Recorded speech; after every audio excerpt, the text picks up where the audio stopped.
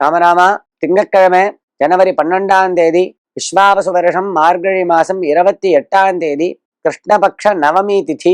இன்னைக்கு மதியம் 3 மணி வரை உள்ளது. பின்பு தசமி திதி. நட்சத்திரம் சுவாதி நட்சத்திரம். யோகா திருதி யோகா. கரணம் கரஜ கரணம். ராகு காலம் காலை 7:30 மணி முதல் 9 மணி வரை. யமகண்டம் காலை 10:30 மணி முதல் 12 மணி வரை. சபரிமலை யாத்திரை செல்பவர்கள் பக்தி யாத்திரையில் அவசியம் தவிர்க்க வேண்டியவை என்ன? சபரிகிரீஷன் ஐயப்பன், ஐயப்பன் கண்கண்ட தெய்வமாக எல்லாருக்கும் கலியுக வரதனாக அனுகிரகம் பண்ணிட்டு இருக்கான். கோடிக்கணக்கான பக்தர்கள், ஐயப்ப பக்தர்கள் மகர ஜோதி சமயத்துல சபரிமலைக்கு போய் அன்னதானங்கள் செய்து விரதங்கள் இருந்து 48 நாட்கள் விரதங்கள் இருந்து சரணங் கோஷங்களுடன் ஐயப்பனை போய் தரிசனம் பண்ணிட்டு வரா.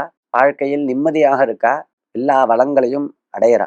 அப்பேற்பட்ட ஐயப்பனை தரிசிக்கிறதுக்கு இங்கேருந்து யாத்திரையாக கிளம்பி ட்ரெயின்லையோ அல்லது வேன்லையோ பஸ்ஸுலையோ பாத யாத்திரையாகவோ இப்படி பல விதத்துல போறா.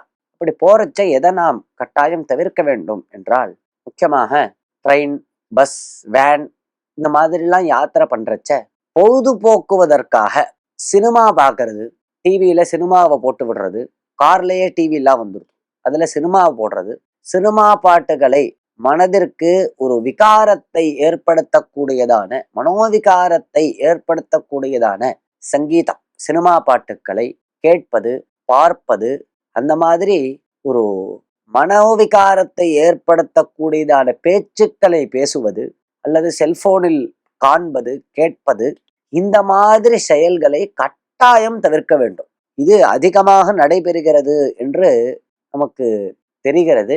அப்படி இல்லாம ஒரு கேளிக்கையாக இந்த யாத்திரையை செய்யாமல் பயபக்தியுடன் ஈடுபாட்டுடன் ஐயப்பனுடைய தரிசனத்திற்கு நாம் செல்கிறோம் என்ற ஒழுக்கத்துடன் இந்த யாத்திரையை கடைபிடிக்க வேண்டும்.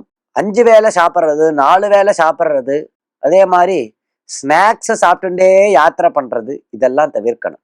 விரதம் இருப்பவர்கள் நியாயப்படி ஒரு வேளை தான் சாப்பிடணும். ராத்திரியில பலகாரம் பண்ணலாம், இதுதான் விரதம்னு பேரு. நன்னா 4 வேளை நன்னா சாப்பிட்றது, அதுக்கும் தாண்டி ஸ்நாக்ஸை சாப்பிட்றது, எந்த போற இடத்துலலாம் எந்த ஹோட்டல் நன்னா இருக்கோ எல்லா ஹோட்டலுக்குள்ளேயும் உள்ள போயிட்டு வெளியில வருது, இதெல்லாம் ரொம்ப தவறு. இப்படிலாம் இல்லாமல் கட்டுப்பாட்டுடன் செய்யும் விரதமானது முழுமையான பலனை கொடுக்கிறது. ஐயப்பனுடைய அனுகிரகம் எல்லாருக்கும் கிடைக்க பிரார்த்திக்கிறோம். ராமராம்.